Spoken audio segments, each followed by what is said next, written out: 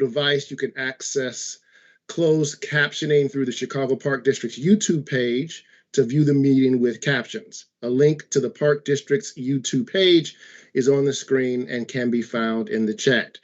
Would everyone please join me in reciting the Pledge of Allegiance? I pledge allegiance to the flag of the United States of America and to the republic for which it stands, one nation, under God, indivisible, with liberty and justice for all. On this day, Friday, July 16th, 2021, at 11:33 a.m., the regular board meeting of the Chicago Park District is being held remotely in an effort to protect the public's health and in adherence with Senate Bill 2135, Article 15, Section 15-5, the amended Open Meetings Act 51, ILC 120, Section 7, subsection E4, and in continued observance of the governor's orders, which includes social distancing guidelines pursuant to Executive Order 2020-07 and COVID-19 Executive Order number 83. As such, the district has deemed it necessary to continue to hold its meetings virtually. Will the secretary please take a roll call of the commissioners? Absolutely. Commissioner Koldeck? Here. Commissioner Edwards? Here. Commissioner Netsky? Here. Commissioner Munoz? Here. Vice President King? Here. President Lavelle? Quorum is present. Let the record reflect the General Superintendent and CEO, Michael Kelly, is also in attendance. This meeting will please come to order. First on the agenda under general business, public hearing concerning the intent of the Chicago Park District to sell not to exceed $50 million general obligation limited tax bonds. This public hearing is being held on this day, July 16th, 2021, concerning the proposal to sell general obligation limited tax park bonds of the district in one or more series in the amount of not to exceed $50 million for the payment of land condemned or purchased for parks for the building, maintaining, improving, and protecting of the same and the existing facilities of the district, and for the payment of expenses incident in the issuance of the bonds, all as enumerated in Section 20 of the Chicago Park District Act. This public hearing will please come to order. Notice of this public hearing was published on Saturday, July 3rd, 2021, in the Chicago Sun-Times, a newspaper of general circulation within the Chicago area. This hearing is for information purposes only. It is to inform the public of the district's intent to issue bonds in the near future. We will now open the public hearing to public discussion. Please limit your comments to the proposed bond issue to a time limit of 2 minutes. Anyone wishing to speak must have provided their name and/or written testimony to the secretary pursuant to our public participation rules.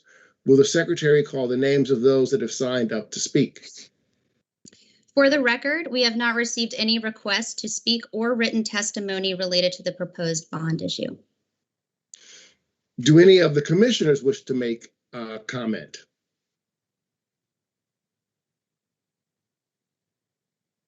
That concludes the public hearing. Can I have a motion to adjourn? So moved. Second. All in favor signify by saying aye. Aye. Aye. Against? Motion carried. The public hearing is concluded. We will now proceed with the regular board meeting.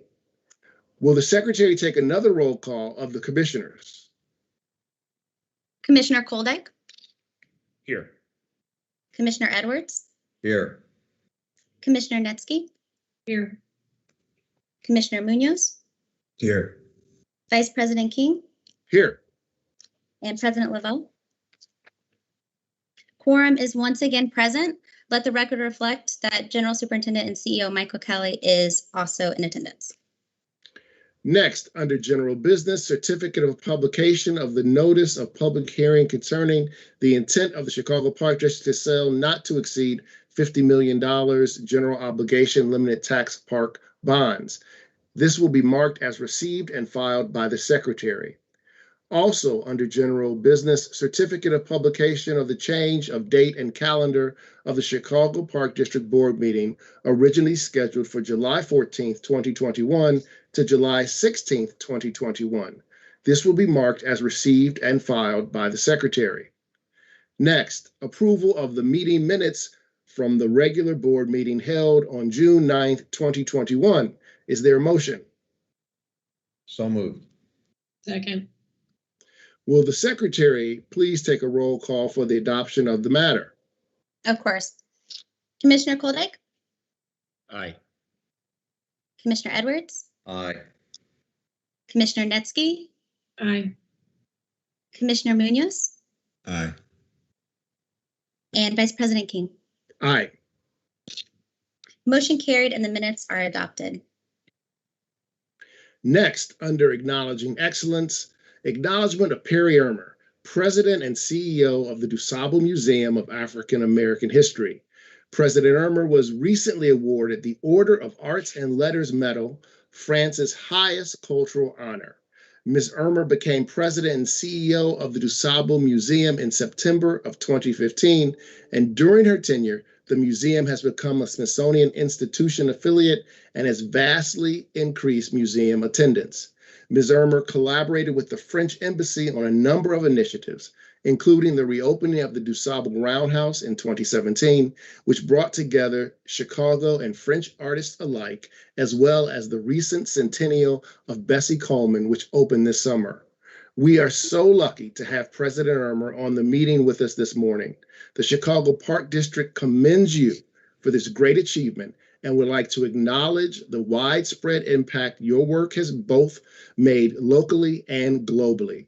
I'd like to invite President Ermer to say a few words.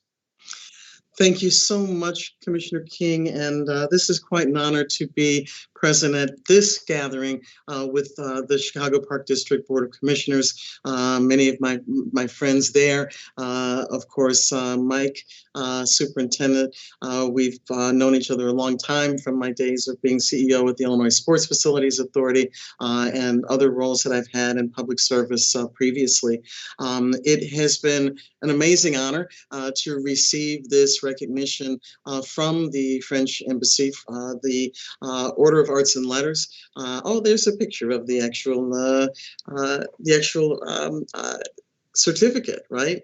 Which they call a diplôme. And the French ambassador to the United States was here at the DuSable to present that to me, along with the medal that comes with the recognition. It's somewhat my personal work that has been done, but really also speaks to the quality and importance of this institution, the DuSable Museum of African American History, which of course is one of your museums in the parks.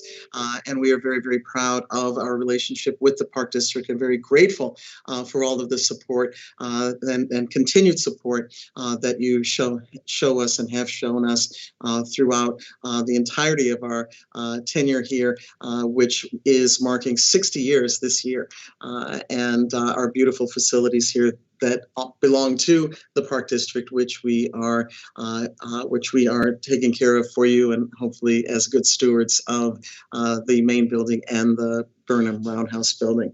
But the certificate is really in recognition of all of the work we have done with the French government, with the French Department of Cultural Affairs, with the local consulate, and with multiple partners in France, including the Palais de Tokyo, which Tim mentioned. And we have done films, we've done youth programs. The French Embassy helped to fund our World War I centennial exhibition, which tells about our Black troops from the state of Illinois being deployed to the Western Front and fighting for democracy under the command of the French Army, because of course the U.S. Army remained segregated. So for all of these reasons, I think our relationship internationally with the French and other nations as well has really begun to be recognized through this world-class museum in our world-class city. So I thank all of you so much for recognizing me at today's meeting, and I look forward to our continued relationship. And as most of you know, the DuSable advances to the presidency of Museums in the Park as of January. So I look forward to working with all of you in that capacity as well. Thank you so much. Thanks, Perry. And if I could just add, it is Chicago always strives to be a global city. It is a global city in many, many different ways. And when people from our city, like you, are recognized internationally from a country like France, then it really does speak to the impact that our city, Chicago, has, not just obviously on the state of Illinois, but also our entire country and the globe. So thank you for being an awesome ambassador. I only wish I could speak French so that I could properly articulate exactly what your certificate reads, but I trust that it says Perry Ermer, greatest museum head in the world. Well, not quite, but it's okay. It's a wonderful honor, and I think there is also a letter that accompanied the diplôme en anglais, so you can share that with the Board of Commissioners as well. But thank you so much, Tim, and my regards to your family as well. And best wishes to all of you for continued success with the Park District. Mike, thank you from the bottom of my heart for your leadership. Amazing. There's lots of things I want to talk with you about to pull in our international community to activities in the parks and park voyagers. So I'm looking forward to that conversation as well as I take over the presidency in January. So thank you so much. Enjoy the weekend. Please come down to your event here in Washington Park tomorrow. Nights Out in the Parks. I think it starts at 3:30, and stick around for salsa and come and see the Kara Walker exhibit, which is in the rotunda of your beautiful roundhouse, which we take care of for you. And I look forward to seeing all of you very, very soon. So thank you so much. Take care. Thank you. Next, under presentations from departments, there is nothing to present. Under communication and reports from the Comptroller, presentation of the 2020 Comprehensive Annual Financial Report, Popular Annual Financial Report, and other associated audit documents. Good morning, Vice President King, Commissioners, Superintendent Kelly. My name is Cecilia Prado. I am the Comptroller for the Chicago Park District. The purpose of this presentation is to formally acknowledge that the 2020 Comprehensive Annual Financial Report, the 2020 Popular Annual Financial Report, and other associated reports are being transmitted to the Chicago Park District Board of Commissioners. The 2020 Comprehensive Annual Financial Report and other associated reports are being submitted in accordance with the Code of the Chicago Park District, Chapter 6, Section C. It is the duty of the Comptroller to prepare an annual statement giving a full and detailed accounting of our receipts and expenditures during the preceding fiscal year. Such statements shall also detail the liabilities and resources of the Park District and all other items necessary to exhibit its true financial condition. Said annual statement shall be accompanied by the certificate of a certified public accountant not connected with the Park District and who has been appointed by the board. Such accountant shall certify that the statements contained in the Comptroller's report are true reflections of the books of his or her office, which books have been correctly kept. Upon completion, it shall be transmitted to the board at the annual meeting. This report meets that criteria. Sarah, I'm sorry, can you pause that one, please?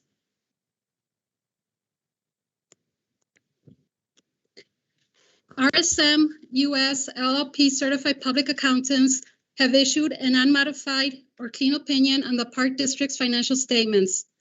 Some of the highlights of this report include combined fund balances of $259.3 million, which is an increase of $20.1 million in comparison with the prior year. The fund balance for the general fund was $194.6 million at December 31st, 2020, which is a decrease of $18 million from the prior year. Of this balance, 96 million relates to the Long-Term Income Reserve Fund. As stated in the comprehensive annual financial report, the preparation of this report would not have been possible without the efficient and dedicated service of the Comptroller's Office, the Treasurer's Office, Financial Services, and the Office of Budget and Management. We wish to express our appreciation to all members of the departments who assisted and contributed to the preparation of this report. Credit also must be given to the General Superintendent and CEO, Michael Kelly, and the Board of Commissioners for their unfailing support for maintaining the highest standards of professionalism in the management of the district's finances in fiscal year 2020. I also would like to acknowledge the staff of the Comptroller's Office who made it possible to get the audit report out on time and who ensured that payments were made throughout 2020, which was a very challenging year, to all our vendors and employees. Special thanks to Carol McClendon, Staff Assistant, Scott Weatherby, Deputy Comptroller, Irina Prokofeva, Assistant Comptroller, Deborah Winters, Payroll Manager, and Janet Hamilton, Accounts Payable Manager. Also thanks to CFO Steve Lux for all his support. Both of the reports, the comprehensive and the popular report, they're both on the website available for the public. The comprehensive annual report has been completed within the recommended 6-month best practice period, and I'm happy to report that there are no financial audit findings. The popular annual financial report, which is this report that's on the screen, is not a required report, and I create this report as a user-friendly version of the comprehensive report. This report is 20 pages. It's a fun report to read, whereas the comprehensive annual report is 135 pages. This report is prepared as a resource for staff, customers, and visitors. And Sarah, if you could continue, please.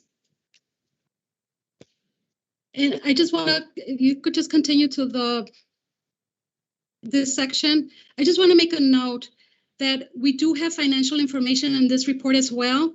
This information is coming directly from the audited report. So there's a little bit of everything in this report, and I encourage everybody to take a look at it. It's a fun report to read. And I want to remind the Board of Commissioners that I am available throughout the year if you have any questions at any other time. And I thank you all for your attention today.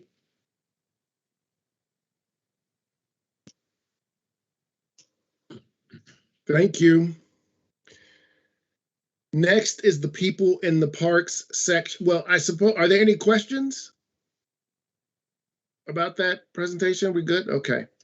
Next is the people in the park section. Will the secretary please call the names of those who have signed up to speak? We ask that you please limit your comments to 2 minutes. We also ask that those making comments before the board please lower your electronic devices, including television, so that we may hear you clearly and do not experience frequency interference. One thing that's different this time, once you are on the line, you will need to press *6 to unmute yourself. Our first 3 speakers are Judith Palmer, Philip Finkelstein, and Tori Pickens. We'll get our first speaker on the line. And please note, Judith Palmer has submitted materials which you can find in your board packets.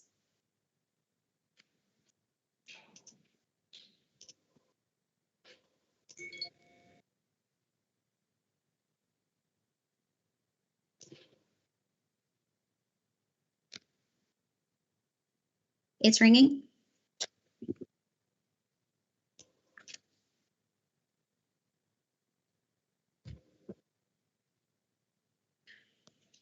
I believe we have Judith on the line. Judith, please dial *6 to unmute yourself.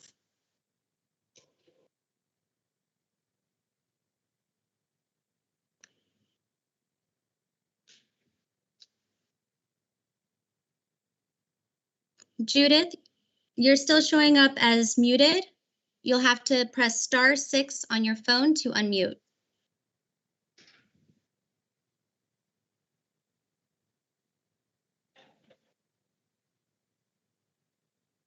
Jimmy's, can we give it one more try?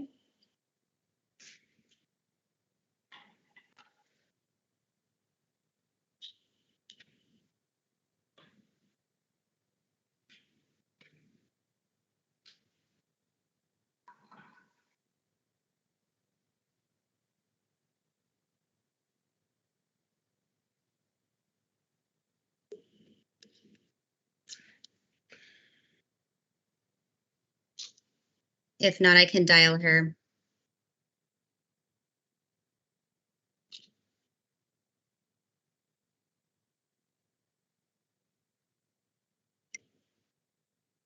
Here we go. Okay, Judith, sorry about that. Please try again, pressing *6. There you are. Hi, Is Judith. it still muted? Nope, you're all good. We can hear you loud and clear. You are live at the Chicago Park District Board meeting. You may present your comments to the board now. Thank you. Hi, good morning. I am a current voter at Jackson Park Inner Harbor. I am calling you guys for some of the outstanding issues and hope that we can have a better, cleaner boat harbor this season and going forward. I would start with the security, which has been a huge issue at Jackson Park Inner with several of the members. As a female boater, I do not feel safe down there. Security does not show up on time, or not at all most of the time. We have teenagers that jump the gate and break into other boaters, jump on their boats in the middle of the night, which caused a big commotion because they felt threatened. You know, he and his wife felt threatened, and security wasn't there to protect them, to stop these kids from getting in the gate. West Track, they are aware of these negligence, you know, of security not showing up, but it's just been an ongoing, you know, problem up there at that harbor. Also, on July the 26th, I reported with the harbor master at the time about the security. It was around 2 a.m. in the morning. They wasn't there. In August, there was a shooting that took place right in front of our 30 seconds. gate.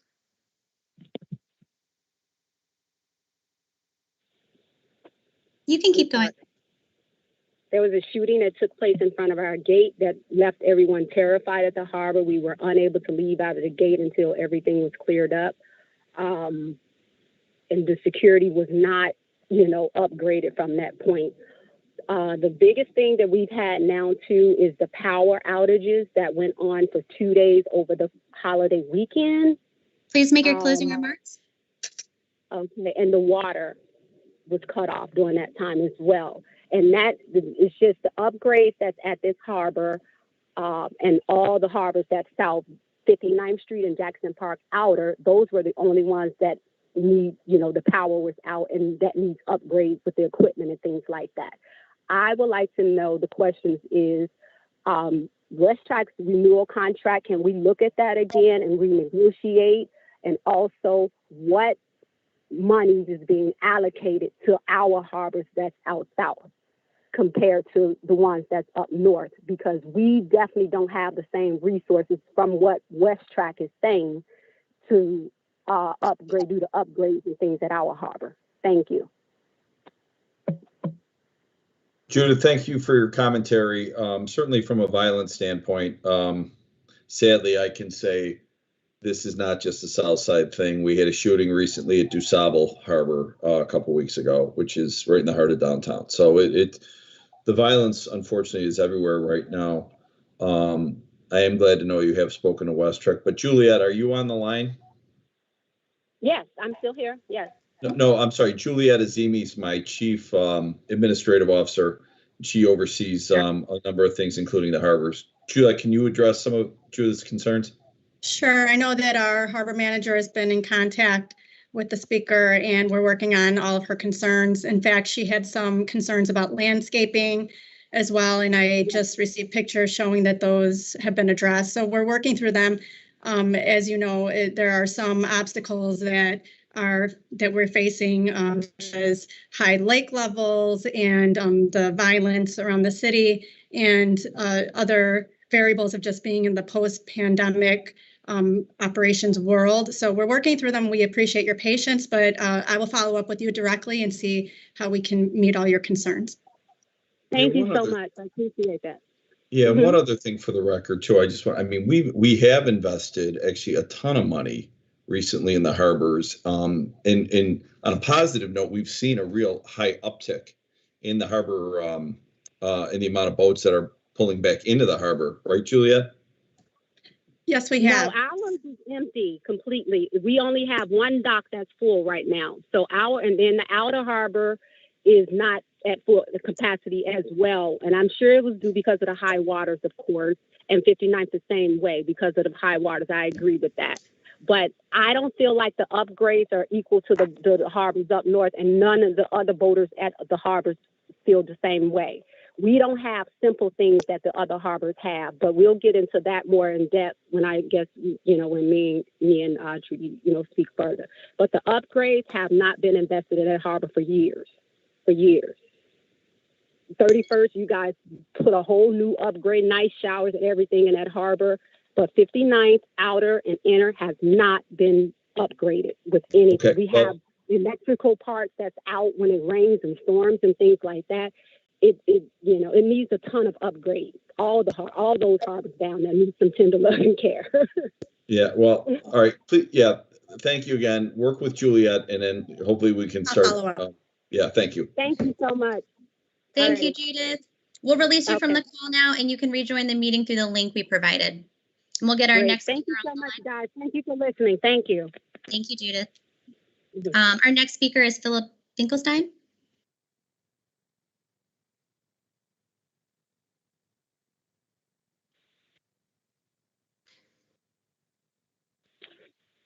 Hello, this is Philip Finkelstein. Can you hear me? Hi, yes, we can, loud and clear. You're live at the Chicago Park District Board meeting. You may present your comments to the board now. Excellent. Hello, my name is Philip Finkelstein. I'm an attorney and arbitrator in Chicago. I live on the boundary of Indian Boundary Park. Over the last few years, my neighbors and I have been dismayed at how the park has been allowed to seriously deteriorate. Equipment has not been maintained, benches were not repaired, garbage was not picked up, and even when there was, it wasn't enough cans out there. And I've sent you pictures of all of this. We do understand a pandemic has been going on, but one of the few places that Chicago residents could go to, it's vital to keep it safe and clean. In recent days, thanks to cleaning staff and volunteers, the park is getting cleaner and benches are getting reset and repaired, but there's much more to get done. The walk tiles at the park office need to be repaired, and as you know, that's been damaged as long ago as the fire to the park office building close to 5 years ago. The wooden play equipment is rotting, and it's a dangerous concern and injury possibility to small children. There's an ever deepening trench at 2468 Estes, and while you're repairing it for the second year in a row, the first repair didn't work, and the repairs today involve damaging property owners' lawns. There are dead trees and rusted 30 poles seconds that have been left. Okay. We want to know your plan by September 1st as to when it will be done, and we're going to be following up with Phil Martini and Kathy Birkenbach on that. In addition, we want you as a commission to talk about the fireworks and what's going to be done to prevent it from going off till 4 a.m. and people running ramshod on our parks. We want an action plan by next April as what's going to be done for increased police patrols and enforcement. There are simple steps you could take, like leaving on the bear spray feature at Indian Boundary Park so it isn't used as a launching pad. Our park is a jewel, and we're not going to let it return to what it was. You've got it all in your packet showing those photos as to the condition of the park before we started squawking. We do appreciate your service. We want to thank you for your time today. The 2,000 members of the West Rogers Park Facebook page are concerned and are watching this. Thanks again, and we look forward to working with Kathy and Phil Martini in keeping this park that's a jewel back to where it was. Thank you. And please note, Philip did submit photographs, which you can find in your board packets. And could we put those on the screen, please?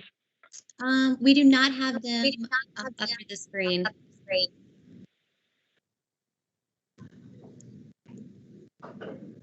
Commissioners and the speaker, this is Pat LeVar. I'm the Chief Operating Officer. We will, I know he's been in contact and others with Kathy Breitenbach.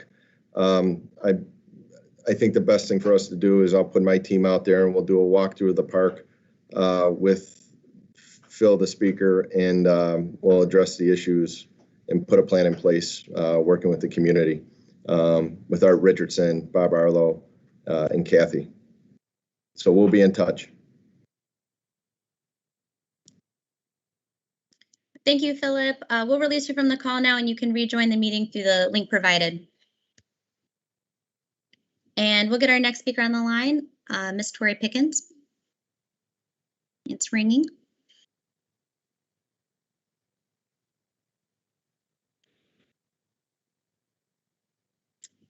I think Tori is on with us. Tori, can you hear us? Yes, good afternoon. How are you?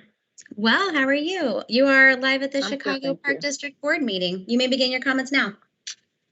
Okay, so my comments are, so first of all, I think it's such an honor to even have this as a consideration to name a track and field after my father.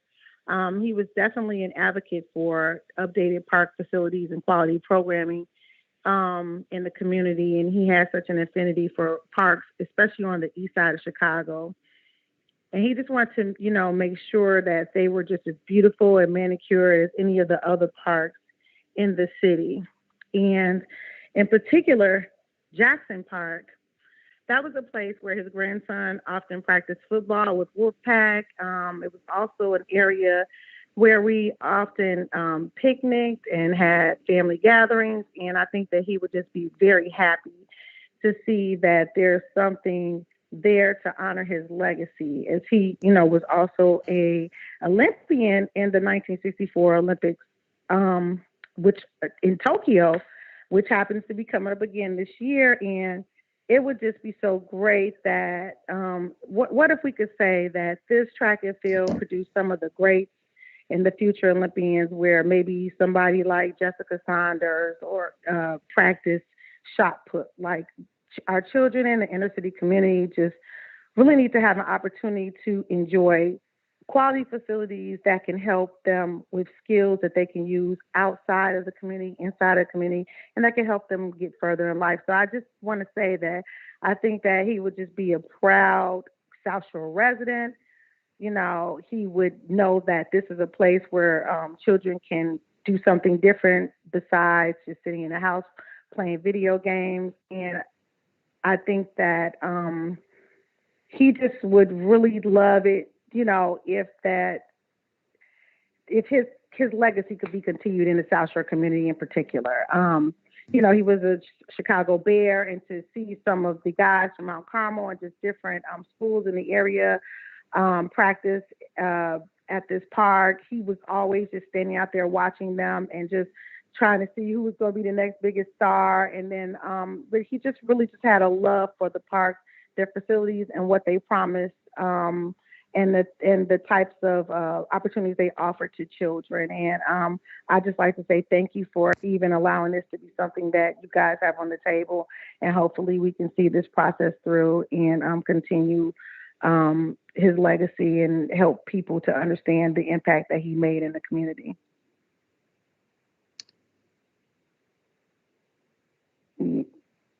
Are you there? Yes, we're still here. Thank you, Tori. Okay. Thank you so much. We'll release you from the call now, and you can go back to the meeting through the links provided.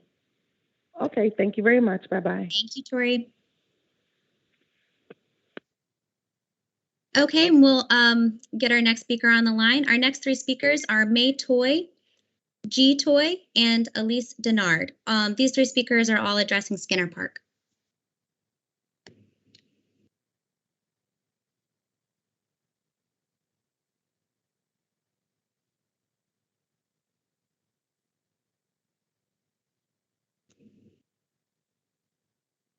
And it's ringing.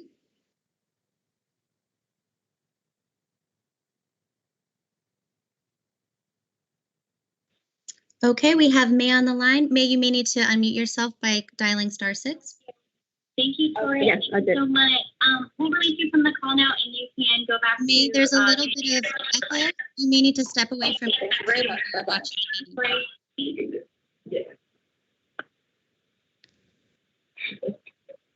Okay, is this better? Much better. Okay, May, you are live at the Chicago Park District Board meeting. You may present your comments to the board now. Thank you. My name is May Toy. I'm president of the Skinner Park Advisory Council. I'm also the garden leader and liaison for the Trinco Garden, a Park District community garden. I want to thank Pat LeVar and Art Richardson for working with us. However, today I'm here to address a concern I raised last month about the fact that I never received a letter that Superintendent Kelly, director of the law department, sent me in 2019 regarding a community work day that we were not allowed to have for the Trinco Garden. Since then, I've learned that the law department has told DCNR to put in requirements into the community manual and community garden manual and agreement about restricting in community volunteer work days, but no reason was provided. These new requirements do not make any sense, and they serve to discourage volunteerism and the ability of community members to give back to the garden. And I think that it is not appropriate that a community garden group would have to pay the Park District $235 to host a volunteer workday with community members, whereas in contrast, a corporate company can come in and fill out a 2-page letter and form basically and do the same kind of work, but we have to fill out a 35-page form, which is a special event and permit form. A community workday is not a party. It's not a special event, and it should not be treated as such. And I don't know why there's a double standard. Therefore, I'm requesting a formal request for these requirements to be reevaluated as to the intent and purpose as ramifications on the community, as there are multiple double standards at play. The reality is that we need volunteers to help us, and we shouldn't have to go through so much red tape that did not exist for 20 years. That did not exist for 20 years. I will be forwarding to you, the commissioners, my full package, which includes all the documentations. Thank you.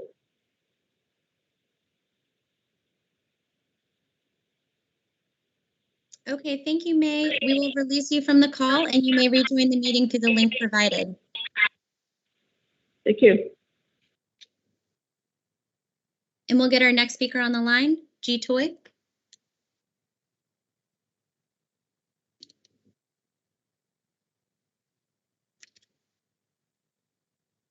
Good morning, G. We have you on the line. You may need to unmute yourself by dialing *6. There you go. Is this G? Yeah, hi. Can you hear me? Hi. Yes, good morning. You are live at the Chicago Park District Board meeting. You may present your comments to the board now. Okay, great. Thank you. Yeah, hi, everybody. My name is G. Toy. For the last 20 years, I've been a volunteer with the Skinner Park Advisory Council.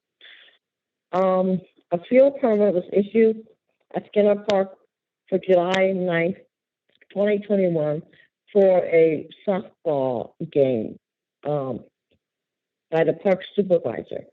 The group came with 3 grills and an amplified sound machine and alcohol.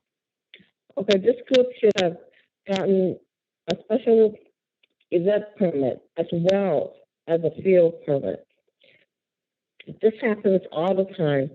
People get a diamond permit for $70, and then they think they could have a wild party, and the people and the amount of people exceed what should be the amount of people allowed. And they always bring alcohol, and this should not be happening at our park. And this cheats the park district as well as the taxpayers. I have pictures I will forward to you. Okay.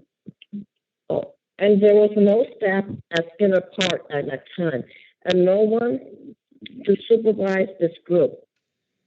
Where 30 did seconds all these remaining. people, what? Oh, where did all these people go to the bathroom?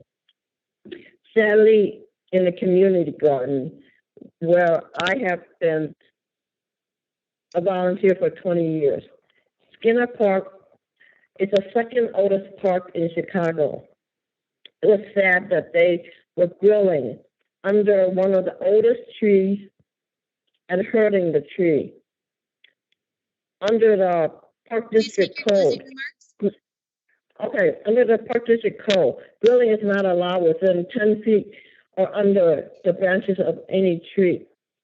We have started a petition to save the trees.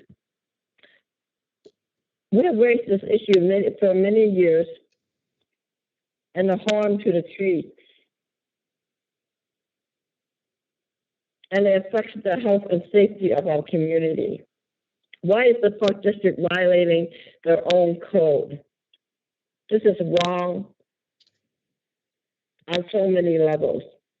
Last year, Please they make your cut down closing one of remarks. the old trees. Okay, I'm almost done. Last year, they cut down one of the old trees on the Low Street. That's on the other side of the park. After the tree had been burned from a grill several years ago. The tree finally died. Okay, this should never have happened. And must not continue. Thank you for your time. Thank you, G. We'll release you from the call now, and you can rejoin the meeting through the links provided. All right, thank you. We'll get our next speaker on the line, Elise Denard.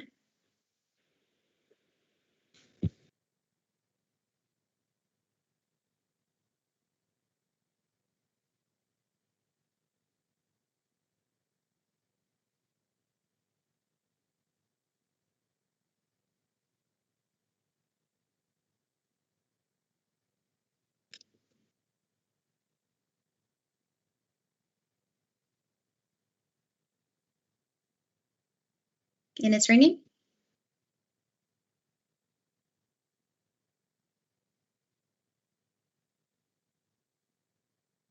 We have Elise on the line. Elise, you may need to dial *6 to unmute yourself. Hello. Hi, is this Elise?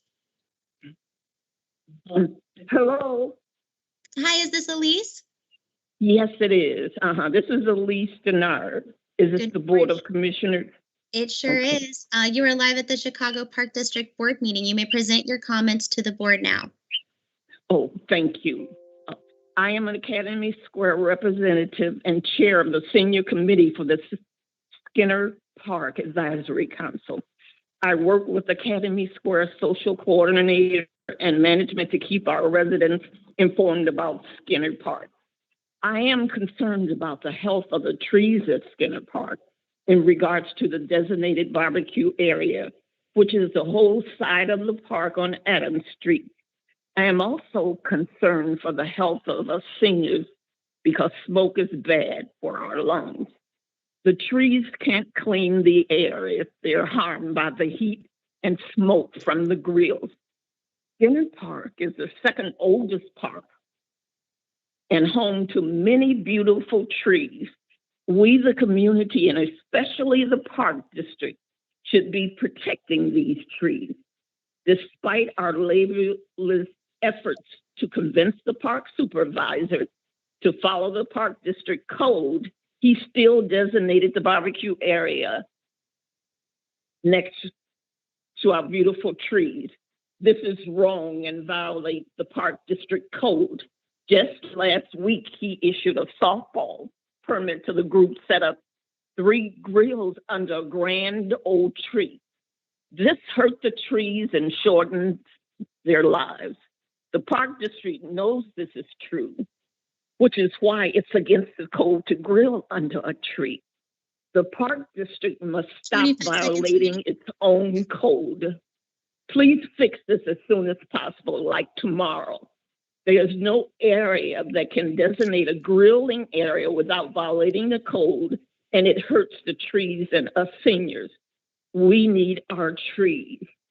Also, the city Chicago database that there is special event permit for the Academy Square picnic, August Please the make your closing 14th. remarks. Beg your pardon? Please make your closing remarks. It's supposed to be August the 14th at Skinner Park. Academy Square management staff and all the residents do not know anything about this event. This is not an official event sponsored by our complex, and we do not want it to cast a bad name on Academy Square if they damage the park. Now, it looks to be like a private event instead of a picnic for all Academy Square residents. Thank you, Elise Denard. Hello. Thank you so much, Denise. Okay, thank you. Bye. Elise, we'll release you from the call now, and you can rejoin the meeting through the link provided. Okay, thank you. Thank you. For those speakers remaining, I just want to remind you that we do have a 2-minute limit, and we try very hard to be accommodating to everyone who speaks and allowing folks to go over a little bit, but it becomes a real challenge for us to be able to conduct all of the meeting, the business of the meeting, as well as hear all of the voices that are interested in speaking if we have everyone going over 2 minutes. So please be respectful of the secretary when she informs you that the time limit is approaching, and please conclude at the 2-minute mark. Thank you very much. Sarah. Thank you, Vice President King. Our next 3 speakers are Kim Danzy, Louise McCurry, and David Kostalanski. And we'll get our next speaker on the line.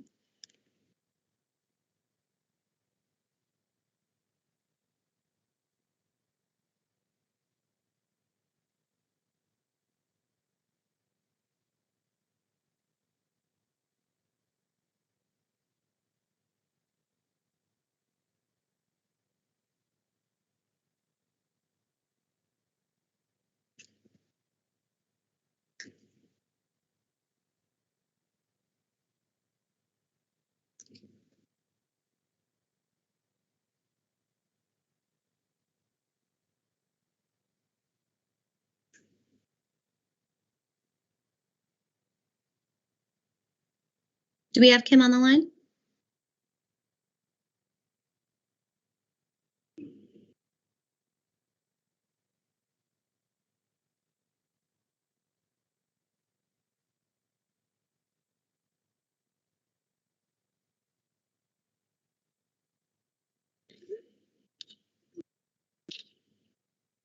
Okay, just a minute. We're going to dial again.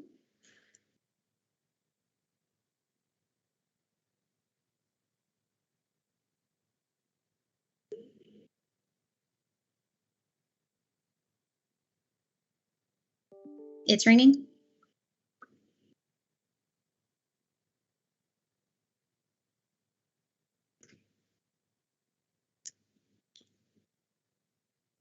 Hi, Kim. I believe we have you on the line now. You can dial *6 to unmute. There you go. Hi, is this Kim? Yes, hello. Hi, Kim. You are live at the Chicago Park District Board meeting. You may present your comments to the board now. Hi, good afternoon, everyone. My name is Kim Danzy. I am the park president of the West Chatham Park. Initially, my concerns were for capital repairs, but we have seen recently that repairs have been being made. So we thank you guys for that. We still have some concerns where the park is concerned. In the park during games at the field of Simeon, there's parking in the park on the field. When there are events held in the park, birthday parties, permitted events, we're not sure if they're permitted or not. And that's a problem in itself because we don't have people that come out and supervise events. We have a lot of events in the summers in the park, and a lot of cars come up and they drive and they park in the park. So that's an issue that we continually face, as well as the trash. After the people leave, we have a lot of trash that is left over. The PAC has volunteered we have volunteered for Kitchen the Park, where we go in between the parks, but we're overwhelmed with the amount of trash that's accumulating in our park. And so we need maintenance after holidays, regular maintenance. And another concern that we had was for park hours, extended hours. Right now, I believe the field house closes after day camp is over, and more people are in the park after that.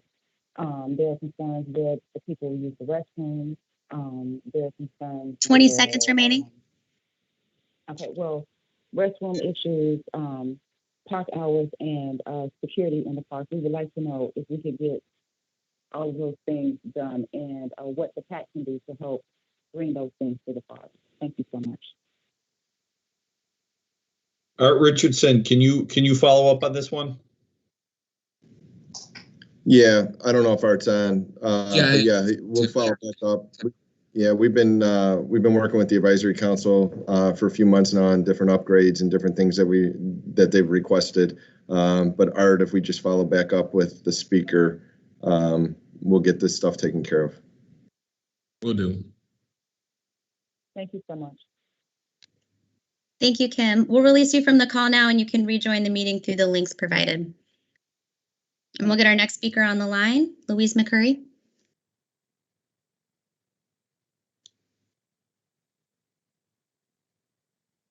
Okay, Louise, we have you on. You may need to dial *6 to unmute.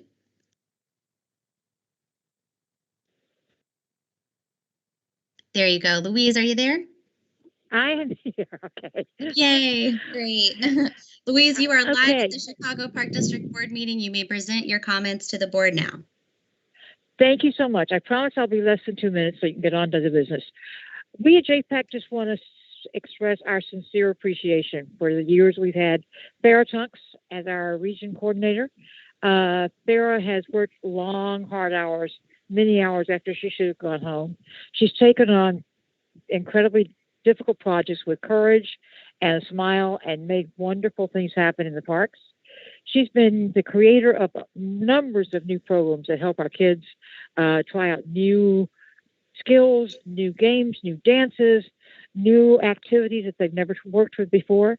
She's been incredibly supportive of our PACs. She's given each PAC a chance to actually come and talk to her. If there's ever a problem, her phone is always open to talk and discuss. And finally, she's been a really wonderful advocate for our youth. The thing that we know that's most important in the South Side of Chicago is giving our youth a chance to succeed. And Farrah has worked with us to find lots of new programs and new ideas that help our youth succeed.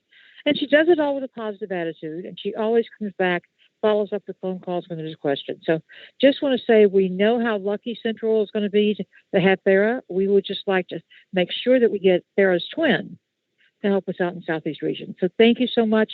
Thank you, Farrah Tunks. You've been an amazing art director. Thank you. Bye-bye. Thank you so much, Louise. We'll release you from the call, and you can rejoin the meeting through the links provided. Okay. We'll get our next speaker on the line, David Kostalanski.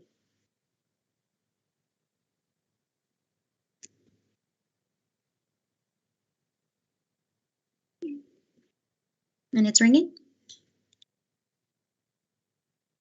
Hi, David. Good morning. You're on the line. You may need to dial *6 to unmute.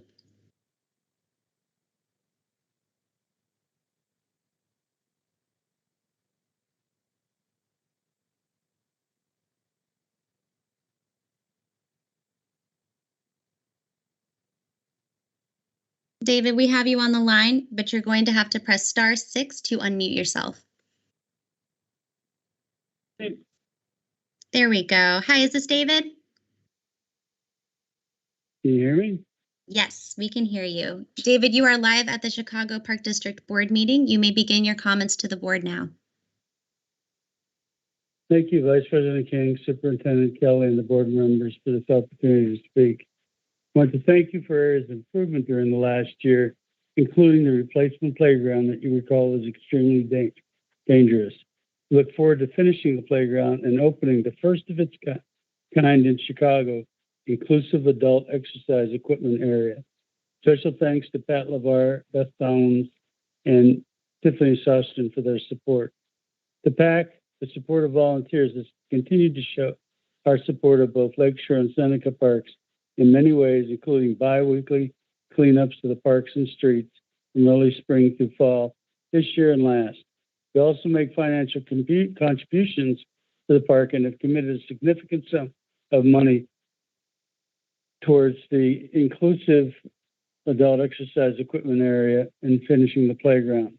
Several PAC families and the aldermen joined together for a match program to raise money for the local hospital to help with COVID-19 related expenses, raising over $20,000. There's great work done by our two gardening groups, the thousands of people walking or driving by see every day. Nearly 400 plants were installed on the east end of the park as part of the nationwide pollinator monarch butterfly program. Our park is centered in the most densely populated area of the city, and those who can enjoy our park are very diverse in ethnicity as well as geography. Park programs will show those out. The park fieldhouse was built when there were 10,000 people in the area. Now there are over 40,000 residents, and the need for programs is growing. There are two areas I wanted to discuss today, but I realize we're running out of time. First is accessibility at the park. You'll be getting a package which shows you how deteriorating the sidewalks are, the many holes, the places where people with strollers sit, and it's very dangerous. The second area is a continuing saga of the field that within the last 3 years has been planted with sod that failed, a new sprinkler system paid for by the alderman to replace the one destroyed by the MCA. But we have now a large field of weeds. It's probably the healthiest bed of weeds that you can see in the city. We have security issues too, including people shooting from the field house at cars on the Lakeshore Drive.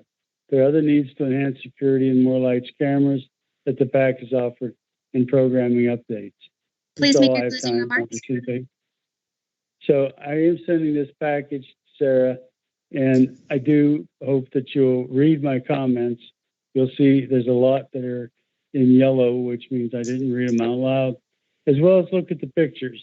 They're not exciting, but they show just how bad the sidewalks and walk areas are in the playground and outside the field house. Yeah. Hey, Dave, it's Pat. How are you? Dave and I spoke yesterday, late last night or early evening yesterday. I told him that we will address and do the walkthrough of the issues he's raised. So we'll be in touch, Dave, and hopefully next week or the following, and we'll address them as best we can. Thank you so much, David. We'll release you from the call and you can rejoin the meeting through the link provided. Our last speaker today is Van Bistro, and we'll get Van on the line. It's ringing.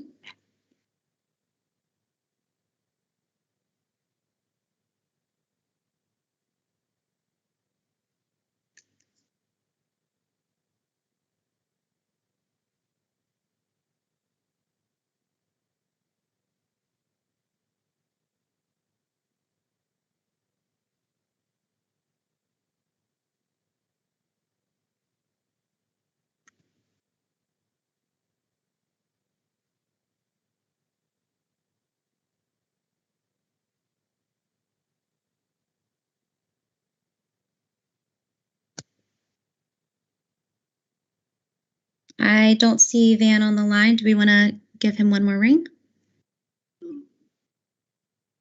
Yeah, I think so. There we go. Hi, Van. Good morning. You may need to dial *6 to unmute yourself.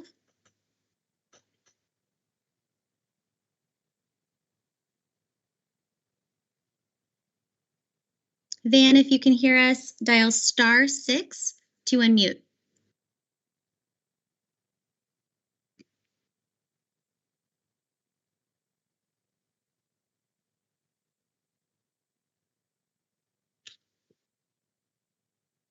Van, we still have you muted.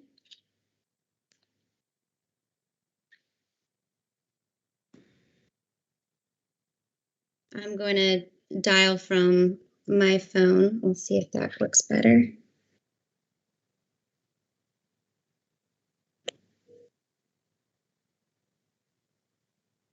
Hello? Hi, is this Van? Yes, it is. Hi, good morning. You are live at the Chicago Park District Board meeting. You may present your comments to the board now. Thank you. Good morning. The Nichols Park Advisory Council needs your help, and here's why. The Small Cheval restaurant intends to open a site adjacent to Nichols Park. The restaurant owner has asked to use a section of Nichols Park for its outdoor seating.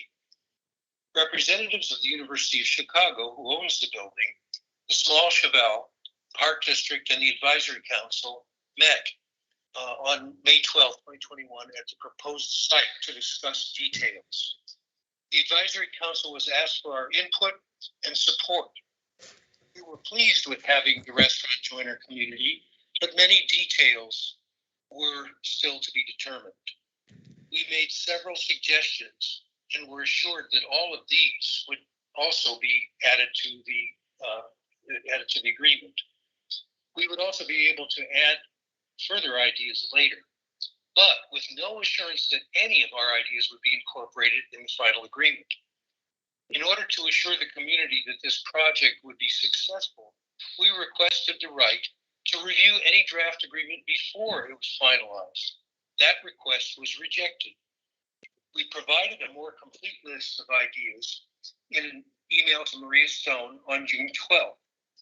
She forwarded our email to the Park District's Revenue Department, and I have provided you with a copy. The first response from the Park District came just yesterday. It remains inconclusive regarding our request. Finally, we are being asked for our input and support with only verbal assurances. It is unclear to us why the public has no right to know what will actually happen to our park until after the deal is signed. 10 seconds remaining. Our goal is to help Small Cheval be a successful and good neighbor while ensuring the integrity of Nichols Park. Please make your closing remarks. We urge the board to instruct all relevant officers of the Park District to work with us in drafting this agreement before it is finalized. Thank you. Yeah, it's Mike Kelly. Yeah, of course, we're going to work with you.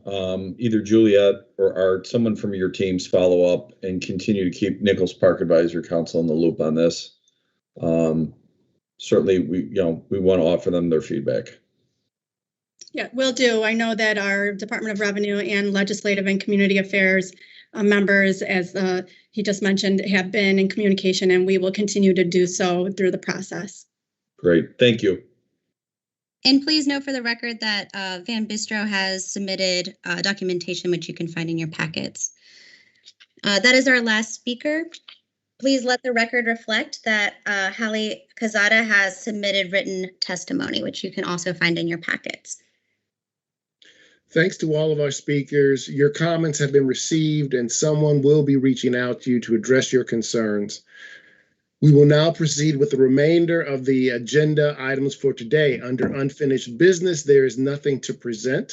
Under new business from the Chief Financial Officer, adoption of an ordinance authorizing the issuance of not to exceed $50 million of general obligation refunding bonds, alternative revenue source. Mr. Steve Lux, Chief Financial Officer, will address the board. Good afternoon. Good afternoon, Vice President King, Commissioners, and Superintendent and CEO Kelly. For the record, my name is Steve Lux, and I am CFO of the Park District. Before you today is a request to approve an ordinance that, like the BINA hearing earlier today, is part of the process in issuing bonds, and in this case, alternate revenue bonds, which is planned for later this fall in an amount not to exceed $50 million. The transaction will refinance and restructure our debt backed by personal property replacement taxes, and therefore provide funding for future pension contributions. State law requires the district to start the process of issuing the alternate revenue bonds by publishing a copy of the ordinance and a notice of the intent to issue the bonds in a paper of general circulation within the district. The public then has 30 days to petition the district. If less than 7.5% of registered voters request the bonds to be submitted to referendum, then the bonds shall be deemed authorized and can be issued. We plan to issue these bonds in October and would come back before you at the respective board meeting with all the relevant documents in substantial final form. Are there any questions?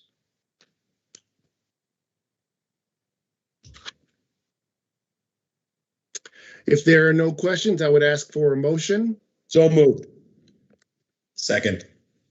Will the secretary please take a roll call for the adoption of the matter? Absolutely. Commissioner Koldeck, Aye. Commissioner Edwards, Aye. Commissioner Netsky, Aye. Commissioner Munoz, Aye. Vice President King. Aye. Motion carried and the matter is adopted. Next, from the Chief Financial Officer, ordinance authorizing the issuance of not to exceed $150 million principal amount of general obligation limited tax refunding bonds, taxable series 2021A. Mr. Lux will address the board again. Okay, so my second item before you today is a request to approve an ordinance authorizing the district to issue up to $150 million in taxable refunding bonds. The transaction will refund all or a portion of Series 2013 A and B, Series 2014 B and C, and Series 2015 A and B bonds. We are currently estimating present value savings of approximately $20 million, as rates are low and credit spreads have tightened with positive credit movements with the state. The refunding bonds will have a final maturity of January 1st, 2041, compared to the refunded bonds of January 1st, 2040. In the board letter, you will be able to see the financial and legal teams for this transaction.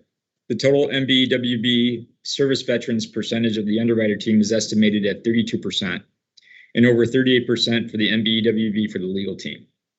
Lastly, as part of the debt issuance process, we will meet with the rating agencies that rate our debt, and I will provide you with the results of those meetings when they become available. Are there any questions?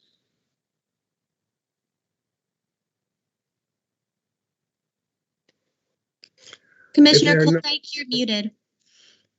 I think it's important for us just to point out for the public that the commissioners have all had a chance to be briefed on, these sizable issuances of big bonds that are, in effect refinancing at a lower cost and trying to reduce our total capital expense. But I just want the public to know that the limited conversation that typically follows belies what has been worked on behind the scenes by the commissioners as well as the staff. Thank you, Commissioner Koldeck. Are there any other comments? So moved. And a second? Second. Will the secretary please take a roll call for the adoption of the matter? Of course. Commissioner Koldeck, Aye. Commissioner Edwards, Aye. Commissioner Netsky, Aye. Commissioner Munoz, Aye. and Vice President King. Aye. Motion carried and the matter is adopted. Third time's a charm, also from the Chief Financial Officer, authority for the adoption of a resolution to transfer property within Durkin Martin Park, Park number 268, and to enter into a long-term lease and intergovernmental agreement with the City of Chicago for the construction of an underground water pumping facility and new park improvements. Mr. Lux. All right, thank you. So this is my final and third item for the day. So before you today is a request to approve a resolution to allow the general superintendent to negotiate the terms of an intergovernmental agreement between the district and the city of Chicago for the transfer of approximately 2 acres of land at Durkin Park and a subsequent long-term lease to utilize those 2 acres for recreational purposes after construction of an underground reservoir is complete. The park is adjacent to the Department in Southwest Pumping Station, and the underground reservoir or suction well will be needed to provide treated water to the city of Joliet. Construction will take approximately 2 to 3 years, and once completed, the top of the park will be restored. It may include an artificial turf field pending community review, which will be installed by the city as an enhancement to the park. In addition, as we are aware that once Durkin Park is under construction, there will be a need to relocate certain programming and recreational activities to other neighboring parks. So the city has agreed to provide funding in excess of about $1 million to provide for certain capital projects as those parks as well. Lastly, as part of the transfer, we will enter into a long-term lease, whereas the district will have the right to use the park above the reservoir for recreational activities. If for whatever reason the city and Joliet's agreement is terminated, the land will revert back to the district. Are there any questions?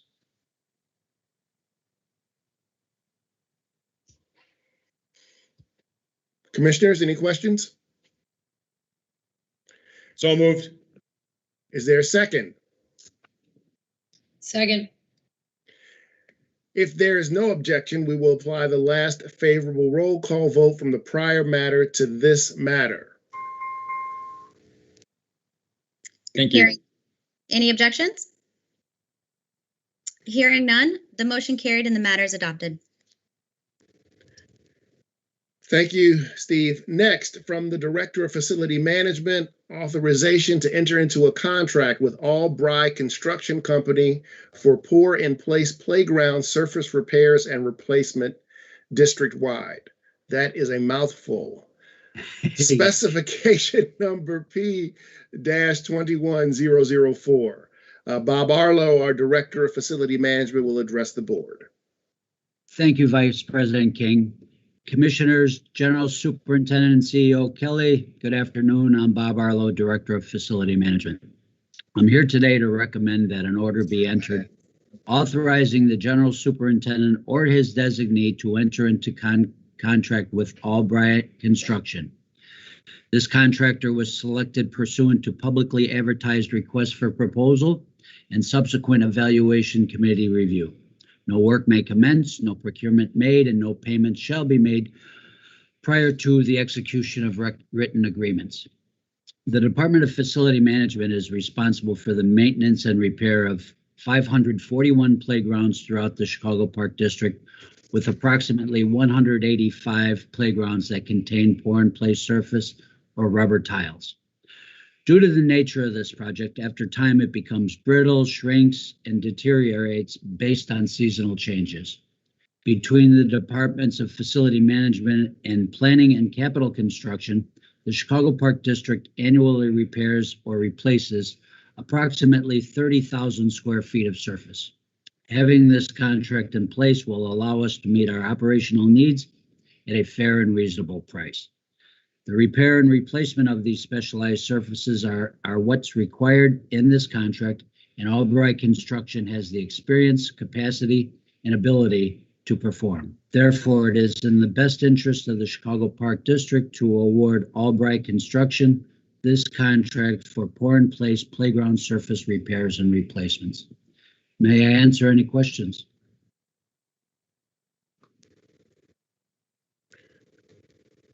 Commissioners, any questions? If not, is there a motion? So moved. Second?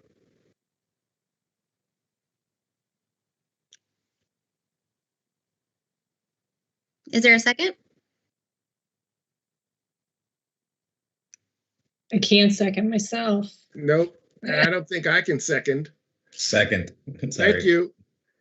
If there's no objection, we will apply the last favorable roll call vote from the prior matter to this matter. Any objections? Hearing no objections, the motion carried and the matter is adopted. Thank you all. Thank you. Next, from the Director of Planning and Construction, a request to initiate a 45-day notice period. We might have missed one. What's wrong? We have the authorization for a contract with Flowers Communications Group. Oh, sorry. I scrolled too fast. Okay, Albright Construction, here we go. We don't want to miss Flowers Communications Group. This is a very important one.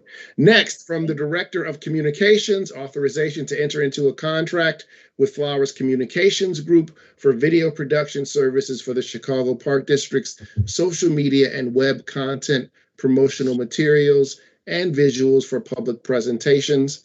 Specification number P-2001. Michelle Lemons, Director of Communication, will address the board. Good afternoon, Vice President King, Commissioners, General Superintendent. I'm Michelle Lemons, Director of Communications, seeking authorization to enter into a contract with Flowers Communications Group. It is recommended that the General Superintendent and CEO enter into a contract with Flowers Communications Group for the purposes of providing video production services to the Chicago Park District. The contractor was selected pursuant to a request for proposals through a target market search. Flowers Communications is a local certified MBE WBE firm. The terms of the contract are 1 year with 3 one-year extensions, not to exceed the amount of $270,870. The Chicago Park District requires video production services for the purposes of documenting and highlighting programs, facilities, events, and people in the parks.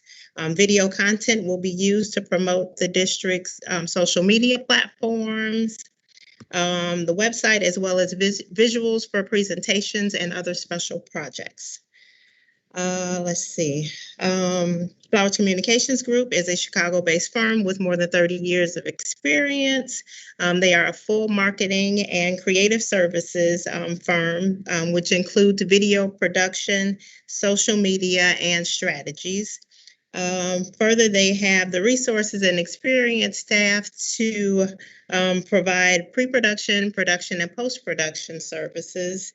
Therefore, it is in the best interest of the district to award a contract for video production services to Flowers Communications Group. I'm happy to answer any questions you have. Go ahead. Yeah, so just a question about just are they able to offer bilingual services? Are they going to be creating any Spanish content or any other content in any other language? They definitely have the capability to do so. In the past, they have produced videos for Hispanic Heritage Month for us, and done some bilingual audio services. Yes. Okay, great. And so that'll be part of the contract then in the. Absolutely. Okay. And whenever we do video production and social media content, I know that there are sections of the website, at least, that do this, but do we offer English as well as Spanish every time, or is it just on occasion when we do that? Not every time, but that's certainly something that we could look into if needed. We also have closed captioning. Most of the content appears on our YouTube channel. And those topics vary. It may be a 20-second video, anything up to 3 minutes worth of content, depending on the subject matter. And when you do closed captioning on our videos that are posted on YouTube, can you do the closed captioning in Spanish or in another language, or is it just English, the closed captioning? We can do them in Spanish as well. Okay. I would like to encourage us to be sure that at the very least, if we're not doing the videos in English as well as Spanish, that at the very least we make sure that each time the closed captioning the closed captioning be offered in at least English and Spanish. And I think we probably want to explore other language options that might be available for the closed captioning as well. Absolutely. I'll definitely follow up with you on that. I'd also like a follow-up on just in terms of the content that's being produced, what percentage of the content is going to be produced in other languages?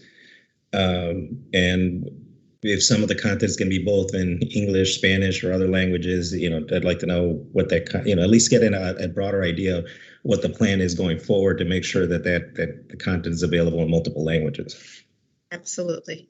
Right. So I think the goal here, if I'm correct, Commissioner, or if you and I are in agreement here, and certainly other commissioners chime in, I think our goal would be to make sure that we have 100% of our content available and accessible in multiple languages, whether that be in Spanish language as well as English language, or whether it be in English language, but then have the subtitles in a variety of languages. I think that's the goal. And it would be great to get a report back on kind of how close we are to that presently, and then what, if any, plan there is to get there, ultimately long term. Okay, absolutely. And I did have a question. I think I know the answer, but just to be sure, the $270,000, that's annually. So if we do extend it for the 2 years, that would be an additional $270 in each of those 2 years? Correct. That's the annual amount. Okay, great. Are there any other questions? And is there a motion?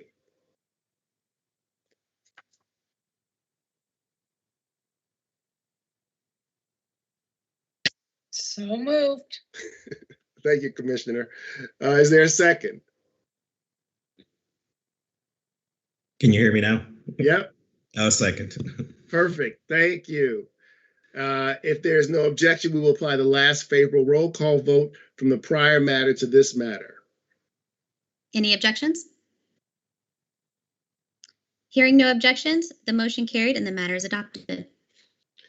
Thank you. Thank you very much. Next, from the Director of Planning and Construction, the request to initiate a 45-day notice period to name Gately Park Track and Field Center in honor of Dr. Conrad Worrell. Heather Gleason, Director of Planning and Construction, will address the board. Heather?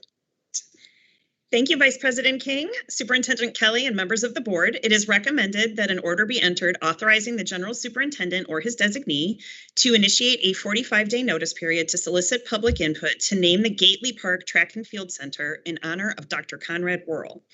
The proposed name is the Dr. Conrad Worrell Track and Field Center. Next slide, please, Sarah.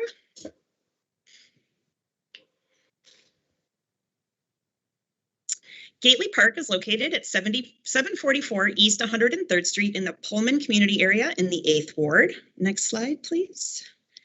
And this just shows Gately Park, so you can see the brand new track and field center in sort of the upper left-hand corner there, just off of Cottage Grove Avenue. And the next slide should just show some images of the beautiful facility that we just opened. So you can see the indoor track as well as some images of people using it. So next slide, if you could, Sarah. So this slide shows many images of Dr. Worrell. Dr. Conrad Worrell was born in 1941 and was a lifelong activist and educator, and sadly, he passed away on June 3rd, 2020. His legacy of untiring and passionate advocacy, however, will continue to inspire many generations to come.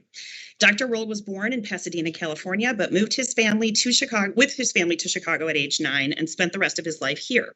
As a youth, he participated in several sports. In fact, the severe heckling that his all-black swim team experienced was cited as being the genesis of the racial consciousness that would become his life's work. After returning to Chicago, after serving in the Army, he attended George Williams College, where he became active in the Black Power movement, among other organizations examining civil rights and their relationship to the war.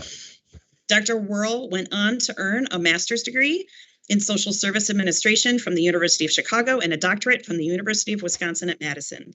He was hired by Northeastern Illinois University, where he taught for the next 40 years until his retirement in 2016. While there, he eventually led the Carruthers Center for Inner City Studies. His academic achievements went hand in hand with his achievements in the arenas of social activism and racial equality. While working throughout his life with numerous organizations, some of the most visible of Dr. Worrell's handiwork was assisting in the election of Chicago's first Black mayor, Harold Washington, traveling to Geneva, Switzerland to formally charge the U.S. with genocide and human rights violations, and serving as a special consultant to the 1995 Million Man March. Whether on a local or a global scale, his work has advanced understanding in the areas of inclusive curricula, educational restructuring, reparations, and political and economic empowerment for the Black community. Dr. Worrell also continued to espouse the relationship between athletic opportunities and academic achievement. He worked through the years to document and uplift the historical roles and contributions of Black people in the development of basketball. Coming from a family of track runners and being himself a high school track star, he long championed the revitalization of track and field for students of Chicago public schools, particularly advocating for the development of a track and field facility on the South Side, which of course we have today. Dr. Worrell is survived by his wife, his daughters, a brother, and 7 grandchildren. The new indoor track and field center at Gately Park is in no small part a direct result of his tireless dedication to this idea and concept. It is a fitting tribute to name the facility the Dr. Conrad Worrell Track and Field Center. This naming is supported by Alderman Harris, state senators, and representatives, as well as his family and many community members. Again, this action today opens the 45-day comment period on this matter, and with that, I will take your questions. Thank you.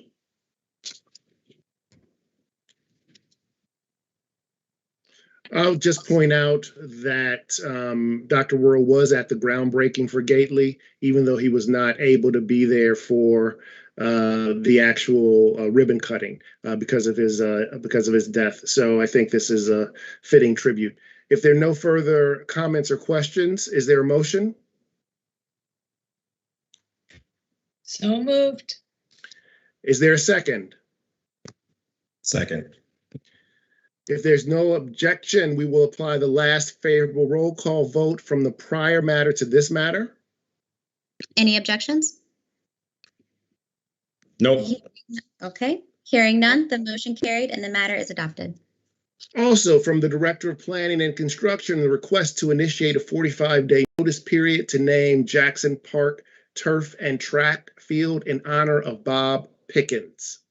Heather Gleason, Director of Planning and Construction, will address the board again. Right. Thank you, Mr. Vice President.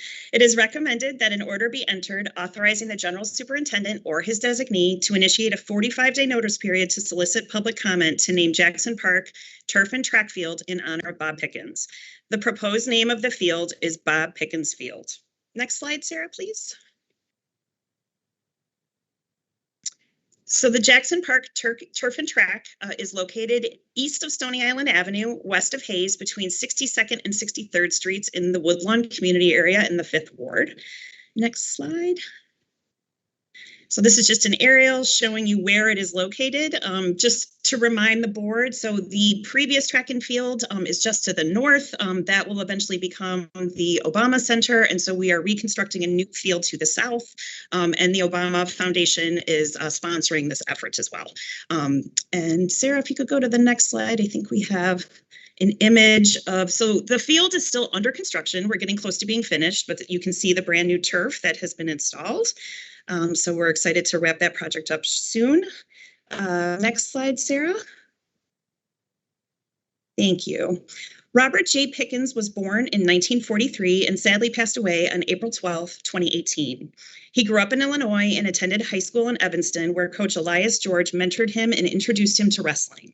While attending Evanston Township High School, he was an all-state offensive tackle in football, the 1961 heavyweight state champion in wrestling, and the 1961 suburban shot put and discus champion. After enrolling at the University of Wisconsin, Bob Pickens was selected as the 1963 preseason All-American and Big Ten Lineman of the Year during his sophomore term. In 1964, Bob Pickens was selected for the Greco-Roman wrestling team representing the United States at the Olympics in Tokyo, Japan. Pickens was the first African-American wrestler to compete. He placed 6th in the world. In 1965, Pickens then transferred to the University of Nebraska, where he was selected as an All-American candidate, received all Big 8 offensive tackle honors in football, and finished 2nd in the National AAU Wrestling Tournament heavyweight division. And equally as important, he earned his Bachelor of Science degree in Business Administration. Bob Pickens was drafted to the NFL and played offensive tackle for his beloved Chicago Bears from 1967 to 1969. Following his 3 years with the Bears, he spent a year playing for the Edmonton Eskimos in the Canadian Football League, and this illustrious sports career as an athlete resumed with Pickens serving as a football official for the Big Ten from 1976 to 1989. He has worked such games as the Big Ten Championships, the Liberty Bowl, the Peach Bowl, and the Rose Bowl. Pickens also served a number of years on the USA Wrestling Diversity Committee, helping the organization to expand opportunities with the sport and to develop programs that were more inclusive. Bob Pickens also had an extensive business career, but made much of his time for others. He volunteered for numerous community and civic organizations, such as the Boys and Girls Club of America, the Better Boys Foundation, the Michael F. Sheehan Youth Foundation, and Boundless Playgrounds for Children with Special Needs. He has been honored extensively, most notably with the induction into the History Makers Athletic Hall of Fame and the Chicagoland Sports Hall of Fame. Bob Pickens' charity work was about mentoring and giving opportunities to children who might not otherwise have them. In 2000, Bob Pickens joined the Park District Board as a commissioner, and in 2005, he was elected vice president of the board. In his role on the Park District Board, he was a strong advocate for a number of causes, such as the inclusion of minority and women-owned firms in the district's procurement of goods and services, the creation of an art conservation program to introduce young people to this field as a possible career choice. He also pushed for the design of accessible playgrounds to serve all children of the Chicago area equally, sports programming and programming for those served through our district special recreation program. Vice President Pickens also enjoyed engaging in dialogue with citizens who came to address the board on a variety of topics. We were very lucky to have heard from his daughter today, how much she meant not just to the community, but to his family. Again, this action just opens our 45-day comment period, and I'm happy to take your questions. I would just like to say about Bob that I had the great honor of serving with him on the park board for many years. And when I joined the park board, I didn't know anything about the park board. And Bob was my mentor. He taught me what it meant to be a park commissioner. He taught me the rules and regulations then of the parks. And he really went out of his way to make sure that I learned what he knew. And I have profound respect for him as a human being and as an advocate for everyone in Chicago. And his achievements on and off the field are prodigious. And he was truly a wonderful man to work with and to serve here at the Park District. And I wholeheartedly endorse this 45-day period and look forward to naming this in his honor. Well said, Commissioner Koldak. Are there any other comments or questions? If not, may I have a motion? So moved. So moved. And a second? Second. If there's no objection, we will apply the last favorable roll call vote from the prior matter to this matter. Any objections? Hearing none, the motion carried and the matter is adopted. At this time, we will go into closed session. Thank you, Heather. Appreciate it. At this time, we will go into closed session to consider various matters pursuant to the Illinois Open Meetings Act appropriately discussed in closed session. There will be a discussion of an update on an investigative report pursuant to 51 LCS 120, Section 2, subsection C1 and 11. Is there a motion to go into closed session? So moved. Second? Second. Anyone? Second. Thank you. All those in favor of the motion signify by saying aye. Aye. Against? Motion carried. The meeting is now in executive session. Could everyone please head over to the other room?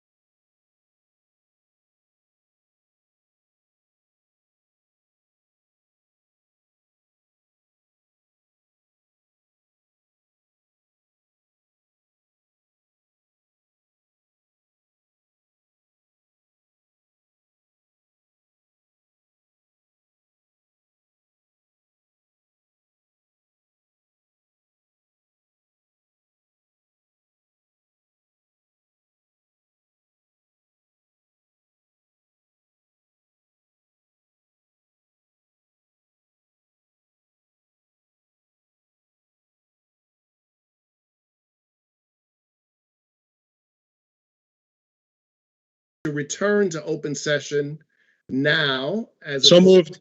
before. Is there a second? I think we might have had Commissioner Netsky second. Second. Yes, sorry, second. No problem. All in favor signify by saying aye.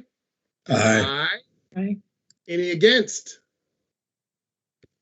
Motion carried. We are now returning to open session. The Board of Commissioners met in closed session to discuss an update on an investigative report pursuant to 5 Illinois CS 120, Section 2, subsection C, 1 and 11. No further action was taken. And just let the record reflect that Commissioner Edwards has left the meeting. Thank you. That concludes the board meeting. Is there a motion to adjourn? So moved. Second. All those in favor of the motion signify by saying aye. Aye. Any against? Motion carried. The meeting is now adjourned. Thank you all very much for your attendance. Have a great weekend. Thank you, everybody. Bye-bye.